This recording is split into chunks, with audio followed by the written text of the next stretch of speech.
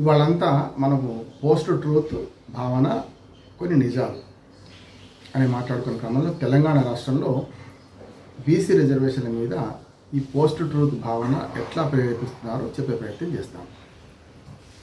Number 1, BC reservation కానీ ఏవైనా రిజర్వేషన్ల పరిమితి మొత్తం కలిసి అన్ని రిజర్వేషన్లు కలిసి 50% దాటొద్దు సుప్రీంకోర్టు గతంలో తీర్పు చెప్పింది. దాన్ని చాలా వరకు పాటిస్తున్నాం. తమిళనాడు విషయం వేరే మాట్లాడతాను నేను. దేశం అంతా కూడా 50% దాటొద్దు అనే దానికి పరిమితి విధించుకున్న నడుస్తున్నది. దాన్ని దాటుతామని చెప్పే ముందు అసలు వీలవుద్దా కాదా అని ఆలోచించేయాలి. కాంగ్రెస్ పార్టీ ఏం చేసిందంటే ఎన్నికల మేనిఫెస్టో సందర్భంగా అలవిగానే హామీలు ఇచ్చింది. అందులో భాగంగా ఒక బీసీ డిక్లరేషన్ అని, రైతు డిక్లరేషన్ అనేమో వరంగల్, యువత డిక్లరేషన్ ఏమో సరూర్ నగర్ సభ ప్రియాంక గాంధీ వచ్చింది, వరంగల్కి ఏమో రాహుల్ గాంధీ పోయిండు. అట్లానే బీసీ డిక్లరేషన్ అని చెప్పి ఏదైతే కామారెడ్డి సభ సాక్షిగా బీసీ డిక్లరేషన్ నిర్ణయించి మేము 42% బీసీలకు రిజర్వేషన్ ఇస్తాము, వాళ్ళు 50% పైన ఉంటారు, 42 ఇస్తామని చెప్పి తీర్మానం చేసింది. ఇది జరిగిన వాస్తవం. 42% బీసీ రిజర్వేషన్ ఇస్తా అన్నప్పుడే జ్ఞానం ఉండాలి, సోయి ఉండాలి కదా. ఇది సాధ్యమవుతా కాదా, సుప్రీంకోర్టు సీలింగ్ ఉన్నది, అది కోర్టులో ఒప్పుకుంటాయా లేవా అని ఏం లేకుండా ఇచ్చేసినందుకు సరే అనుకున్నారు. అధికారంలోకి వస్తామా రామా అనుకున్నారు. అధికారం రావడానికి అన్ని రకాలుగా నేను చెప్పిన రైతులకు ఇచ్చిన హామీలు కానీ, యువతకు ఇచ్చిన నిరుద్యోగ వృత్తి హామీ కానీ, అట్లాగే బీసీల హామీ కూడా ఇచ్చేసింది. సరే మంచి చెడు అధికారంలోకి వచ్చేసాను. ప్రజలు తీర్పు ఇచ్చారు, అన్నిటికీ ఆశపడ్డారు, తీర్పు ఇచ్చారు. వాటిలో ఏమవుతుంది అంటే మళ్ళీ ఉచితాల మీద చర్చ అవుతుంది కనుక దాన్ని బోధించుకోలేదు. ఇప్పుడు ఏదైతే బీసీ రికగ్నిషన్ మీద ఇచ్చిన దాని మీద హామీ నెరవేరుస్తామని చెప్పి చట్టానికి ప్రయత్నం చేసే క్రమంలో డెడికేటెడ్ కమిషన్ వేయమని హైకోర్టు తీర్పిస్తే కమిషన్ వేసిన డెడికేటెడ్ కమిషన్ ఒకటి వేసి బీసీ కులగణ మొత్తం అన్ని కులాలకు కులగణ చేస్తామని 1 నెల రోజుల టైం చేస్తామని చేసాం. మంచి ఆహ్వానించే పరిణామం. కానీ కులగణ చేయమని మొదటి నుంచి కోరుతున్నారు ఈ మధ్యనే.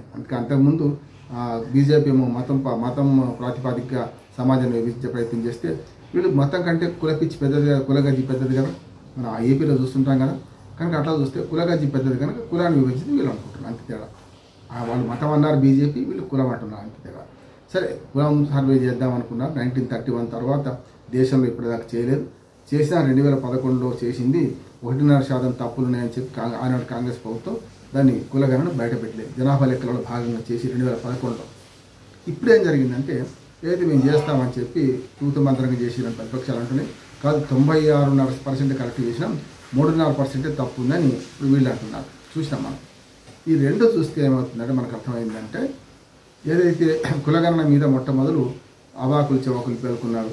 మనకు బీహార్లో కులగణన జరిగిందని, అక్కడ కాదు జరగలేదని వీళ్ళు. మొత్తం మీద మన కర్ణాటక ఉదాహరణ ఉంది, అక్కడ కూడా 15% తప్పులు ఉన్నాయని చెప్పి మళ్ళీ ఈసారి ఇంకో కమిషన్ వేస్తున్నారు.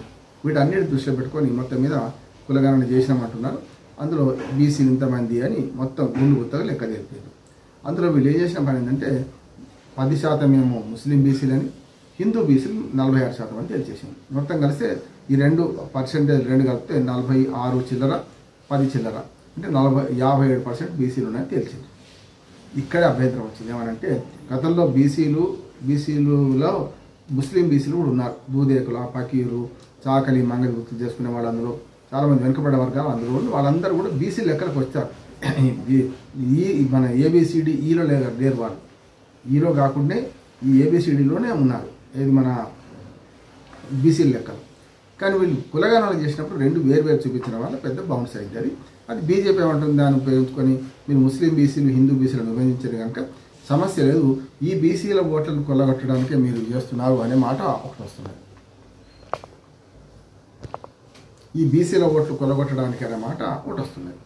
కనుక ముస్లిం బీసీలు హిందూ బీసీలను విభజించడం అనేది పెద్ద నేరము, ఘోరం అనే దాని మీద బీజేపీ ఫోకస్ చేస్తుంది. వాళ్ళ అభ్యంతరం అక్కడి వరకు కరెక్ట్. కానీ అసెంబ్లీ సాక్షిగా బిల్లు పాస్ అయింది కదా, అక్కడ చేసిన పని ఏంటి? అసెంబ్లీ సాక్షిగా బిల్లు పాస్ అయితే అందులో వాళ్ళు అన్నది ఏంటంటే ఈ బిల్లులో ఎక్కడ కూడా ముస్లిం అనే పేరు లేదు, ముస్లిం బీసీలు అనే పేరు లేదు. నిజమే, ఎందుకంటే విద్యా ఉద్యోగాలు ఇంకొక కొరిగితో తలగొక్కుంటున్నారు. ఇప్పుడు ముందు నుయ్యి వెనక పోయి కాంగ్రెస్ పార్టీకి విద్యా ఉద్యోగాల రిజర్వేషన్ గురించి గతంలో మండల కమిషన్ చాలా పెద్ద ఎత్తున మంటలు దిగినాయి కదా.